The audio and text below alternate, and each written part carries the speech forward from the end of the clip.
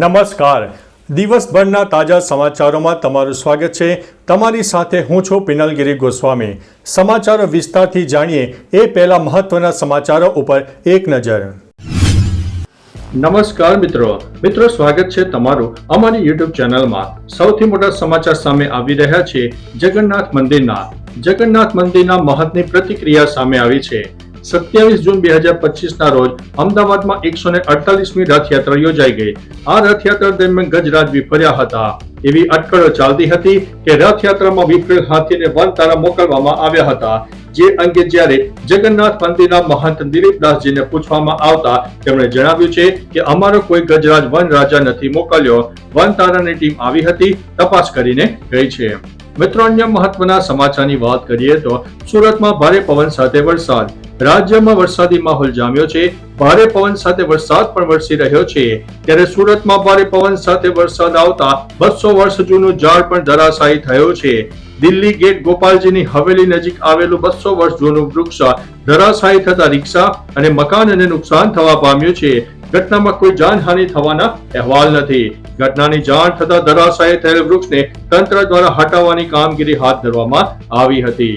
મિત્રો, અન્ય મહત્વના સમાચારની વાત કરીએ તો ચાલુ ક્રિકેટ મેચમાં ગ્રાઉન્ડ ઉપર મોત. પંજાબના ફિરોઝપુરના ગુરુ હર સહાયને સ્કૂલ ગ્રાઉન્ડમાં ક્રિકેટ રમતી વખતે એક ખેલાડીનું હાર્ટ એટેકથી મૃત્યુ થયું છે. હરજીત સિંહ મેચમાં શાનદાર બેટિંગ કરી રહ્યા હતા. તે 49 રન બનાવી ચૂક્યો હતો અને છગ્ગો ફટકાર્યા પછી પીચ ઉપર બેસી ગયો હતો. બાદમાં ઢળી પડ્યો હતો. મેદાનમાં હાજર અન્ય સાથી ખેલાડીઓએ CPR આપવાનો પ્રયાસ કર્યો હતો, પરંતુ તેમના પ્રયત્નો કામ ન આવ્યા અને ખેલાડીનું ઘટના સ્થળે મોત થયું હતું. મિત્રો, અન્ય મહત્વના સમાચારની વાત કરીએ તો ખેડૂતોની સરકાર સમક્ષ મોટી માંગ સામે આવી છે. 2 દિવસ પહેલા સાબરકાંઠા જિલ્લામાં સૌથી વધુ વરસાદ ખેડબ્રહ્માના ગ્રામ્ય વિસ્તારમાં વરસતા ખેડૂતોને ભારે નુકસાન થયું છે. મોંઘા બિયારણ, દવા, ખાતરો સહિત મજૂરીનો ખર્ચ સંપૂર્ણપણે વરસાદી પાણીમાં ધોવાઈ ગયો હોવાના પગલે ખેડૂતોને આર્થિક રીતે નુકસાન થયું છે.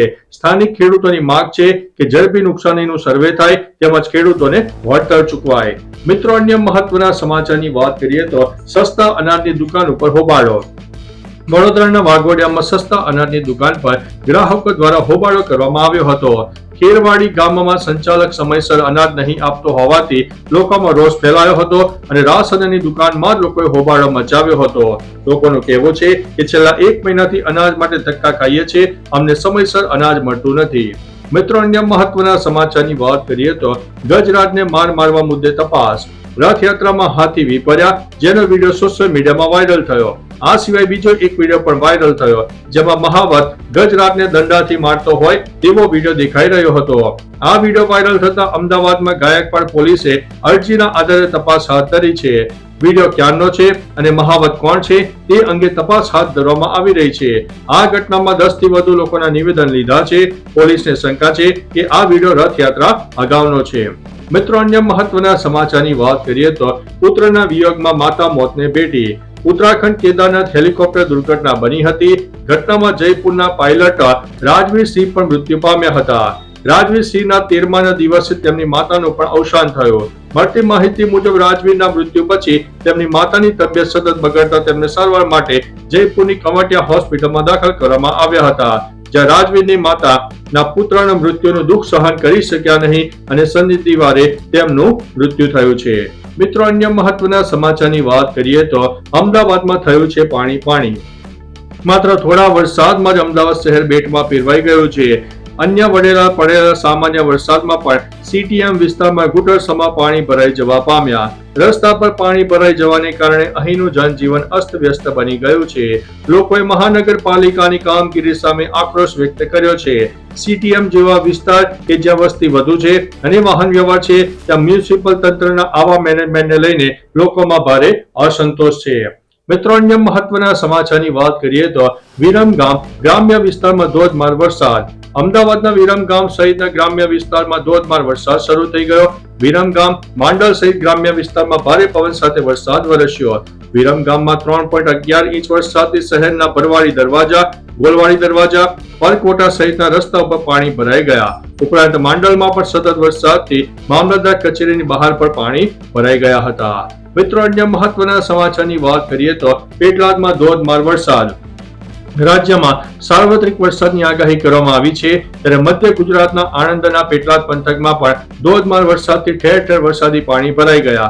નીચાણવાળા વિસ્તારોમાં પાણી ભરાતા વાહન ચાલકોને ભારે મુશ્કેલી પડી રહી હતી. બપોરે ભારે વરસાદના પગલે શહેરના સાઈનાથ રોડ ઉપર વરસાદી પાણી ભરાયા. ભારે વરસાદથી શહેરના નીચાણવાળા વિસ્તારો જળબંબાકાર બન્યા છે. મિત્રો, અન્ય મહત્વના સમાચારની વાત કરીએ તો શંકર અને બિલપુડી ધોધ ખીલી ઉઠ્યા છે.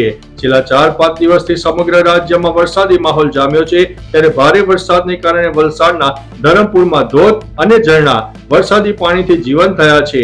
શંકર ધોધ અને બિલપુડીનો જોડિયા ધોધ વરસાદી પાણીથી ખીલી ઉઠ્યો છે. આ જોડિયા ધોધ સક્રિય થતા મોટી સંખ્યામાં લોકો ઉમટી પડ્યા છે. ભારે વરસાદને કારણે ધોધ સોળે કળાએ ખીલી ઉઠ્યો છે.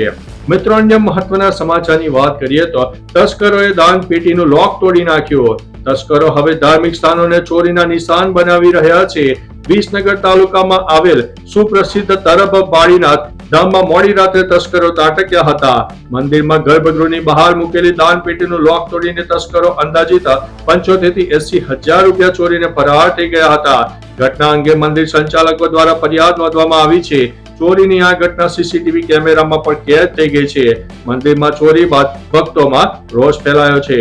તો ચાલો મિત્રો, ફરીથી દેશ અને દુનિયાના સુપરફાસ્ટ સમાચાર લઈને મળતા રહીશું. ત્યાં સુધી અમને રજા આપશો. નમસ્તે.